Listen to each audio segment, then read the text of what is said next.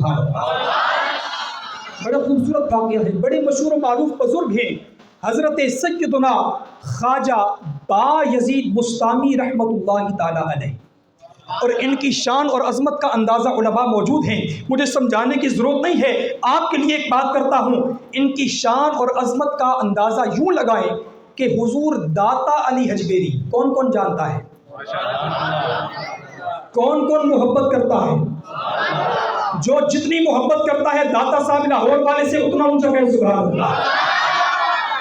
حضور داتا علی حجویری نے کشف المحجوب کے اندر جن 10 صوفیاء کرام جو صوفیاء کی جماعت کے امام ہیں ان کا نام لکھا، ان 10 لوگوں میں آپ رضی اللہ تعالی عنہ نے حضرت بایزید بسطامی کا نام بھی لکھا ہے۔ وہ اپنا واقعہ بیان فرماتے ہیں، اور میں آپ کو بتاؤں حضرت بایزید بسطامی کون ہیں، ان کی شان کیا ہے، ان کی عظمت کیا ہے، اس سے میں آپ علیہ السلام کی شان و رسالت، آپ کا مرتبہ سمجھانے کی ایک ادنا سی کوشش کروں گا۔ حضرت بایزید بسطامی بسطام کے علاقے کے رہنے والے تھے، مکہ شریف کے بالکل قریب ہے یہ بسطام کا علاقہ، چند دنوں کی مسافت ہے اگر پیدل جائے۔ حضرت بایزید بسطامی بسطام سے مکہ شریف جانے کے لیے سفر کا ارادہ کرتے ہیں، اور بسطام سے مکہ پہنچتے پہنچتے ان کو 12 سال لگ جاتے ہیں۔ کتنے سال لگتے ہیں جی؟ فاصلہ کتنا ہے؟ چند دنوں کا فاصلہ ہے، لیکن 12 سال لگتے ہیں۔ وجہ کیا ہے؟ ہمارے صوفیاء نے اس بات کو لکھا ہے، تصوف کے ائمہ نے اس بات کو بیان کیا ہے، حوالوں کا وقت نہیں ہے، فرماتے ہیں کہ بسطام سے چلتے ہوئے ہر قدم پر حضرت بایزید بسطامی پہلے 2 رکعات نفل پڑھتے تھے، پھر اگلا قدم اٹھاتے تھے۔ یہ وہ بایزید ہیں 12 سال لگا کر جب یہ مکہ شریف کے اندر پہنچ گئے، اب مسجد حرام میں موجود ہیں، سامنے کعبہ شریف کا دیدار موجود ہے، سامنے کعبہ شریف کا جلوہ موجود ہے۔ شاعر نے کہا تھا نا، کعبے پہ پڑی جب پہلی نظر کیا چیز ہے دنیا بھول گیا۔ کعبے کی رونق، کعبے کا منظر، اللہ اکبر اللہ اکبر، دیکھوں تو دیکھے جاؤں برابر، اللہ اکبر اللہ اکبر۔ یہ وہی کعبہ ہے کہ جس کو دیکھ کر دیوانے جھوم جاتے ہیں۔ اب حضرت بایزید بسطامی 12 سال لگا کر اتنا مشقت والا سفر کر کے آج ہمارے لیے تو کتنا آسان ہو گیا، ایئرپورٹ سے بیٹھتے ہیں فلائٹ پر، فلائٹ وہاں پر اترتی ہے، آگے بس میں بیٹھتے ہیں، سامنے کعبہ شریف کا جلوہ ہوتا ہے، کتنا آسان ہو گیا۔ ان کی ہمت کو سلام، اور عشق الہی کو بھی سلام، کہ ہر قدم پر نفل ادا کر کے پھر آگے بڑھا کرتے تھے۔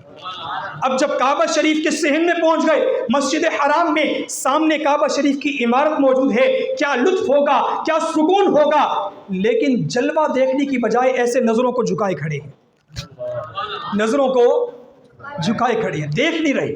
حالانکہ کعبہ شریف، حدیث شریف میں آتا ہے کہ کعبہ شریف کو دیکھتے ہی پہلی نظر جب کعبے پر پڑ جائے، اس وقت اللہ سے جو بھی دعا مانگی جائے اللہ اسے قبول فرماتا ہے۔ وہی کعبہ سامنے ہے، دیکھ نہیں رہے، دیدار نہیں کر رہے۔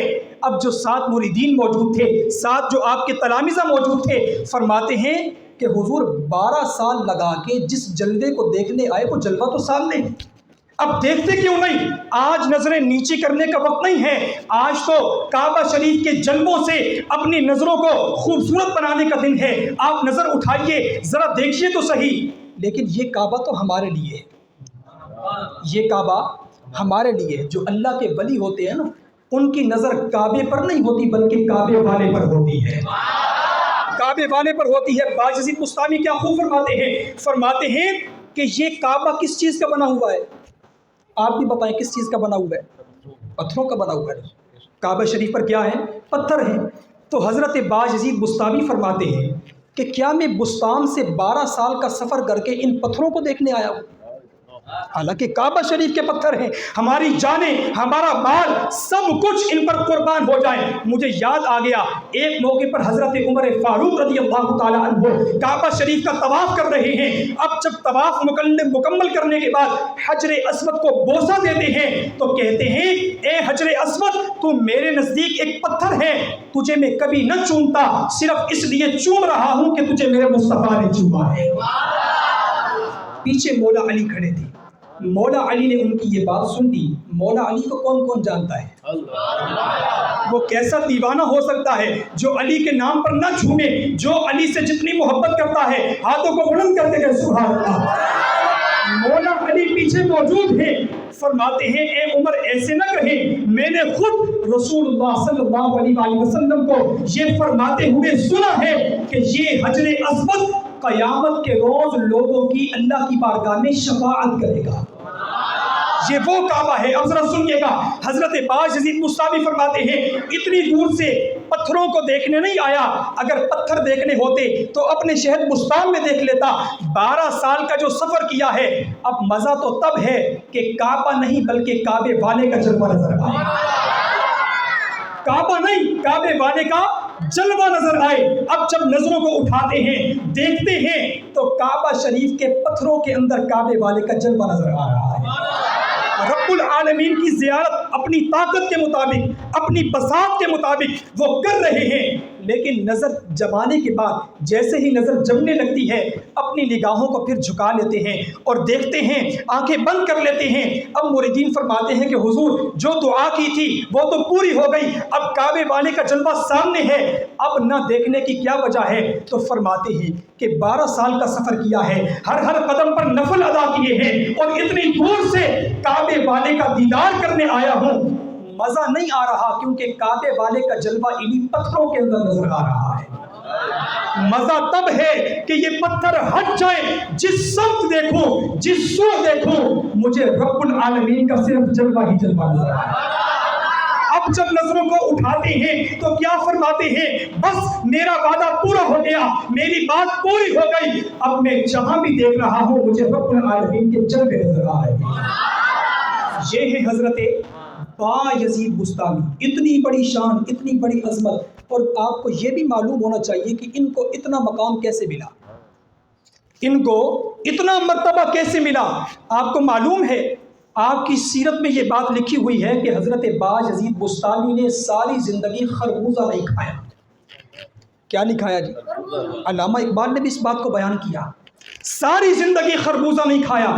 آخر کو خربوزہ کھانے کی وجہ کیا ہے, نہ کھانے کی وجہ کیا ہے؟ آج ہم پر فجر سے پہلے کی سنتیں بھاری ہو گئی, ظہر سے پہلے کی بعد کی سنتیں بھاری ہو گئی, عصر کی سنتوں کو ہم نے اس لیے یہ کہہ کر چھوڑ دیا کہ بھائی وہ تو سنتیں غیر موقدہ تھی. عشاء سے پہلے کی سنتوں کو ہم نے یہ کہہ کر چھوڑ دیا کہ وہ تو سنتیں غیر موقدہ تھی. آؤ چلیں حضرت بایزید بستامی کی بارگاہ میں ان سے پوچھتے ہیں کہ بھائی یہ تو بتائیں کہ کیا حضور کی سنت بھی غیر موقدہ ہوتی ہے؟ عشاق کے لیے شرعی تقسیم الگ ہے, فقہی تقسیم الگ ہے. یہ میں عاشقوں کی بات کر رہا ہوں جنہوں نے نعرہ لگایا تھا غلام ہے غلام ہے, نبی کے غلام ہے, غلام یہ رسول میں موت بھی قبول ہے. کیا اس غلام کے لیے حضور کی سنتیں بھی بھاری ہو سکتی ہیں؟ بس میں 2 سے 3 منٹ میں بات کو مکمل کرتا ہوں, وقت کافی ہو گیا. بڑے مزے کی بات ہے, ساری زندگی خربوزہ نہیں کھایا. مرید نے سوال کیا کہ حضور خربوزہ کیوں نہیں کھاتے؟ تو آپ فرماتے ہیں کہ خربوزہ کھانا یہ سنت نبوی صلی اللہ علیہ وآلہ وسلم سے ثابت ہے. کیا ہے؟ جو چیز سنت سے ثابت ہو اس کو تو پھر کھانا چاہیے, اس کا انکار تو نہیں ہوتا. اے حضرت آپ اتنے بڑے عاشق رسول ہو کر حضور کی سنت پر عمل کرتے ہوئے خربوزہ کیوں نہیں کھاتے؟ آپ نے کمال کا جواب دیا. اب یہ آپ کا امتحان ہے کہ آپ اس جملے کو کیسے سنتے ہیں اور کیسی داد دیتے ہیں. ذرا توجہ سے سنیے گا. فرماتے ہیں خربوزہ کھانا سنت ہے, حدیث شریف سے ثابت ہے, لیکن میرے حضور نے خربوزہ کیسے کھایا یہ ثابت نہیں ہے.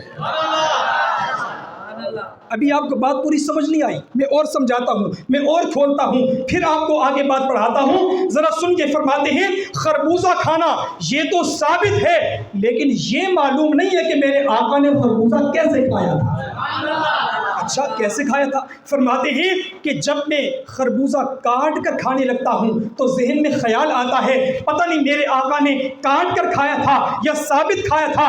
آج اگر میں کاٹ کے کھاؤں اور میرے آقا نے ثابت کھایا ہو تو میرے آقا کی سنت کی مخالفت ہو جائے گی. اور جب ثابت کھانے لگتا ہوں تو یہ خیال آتا ہے کہ کہیں میرے آقا نے یہ خربوزہ کاٹ کر کھایا ہو. تو جنید حضرت بایزید بستامی اپنے آقا کی سنت کی مخالفت کر بیٹھے گا.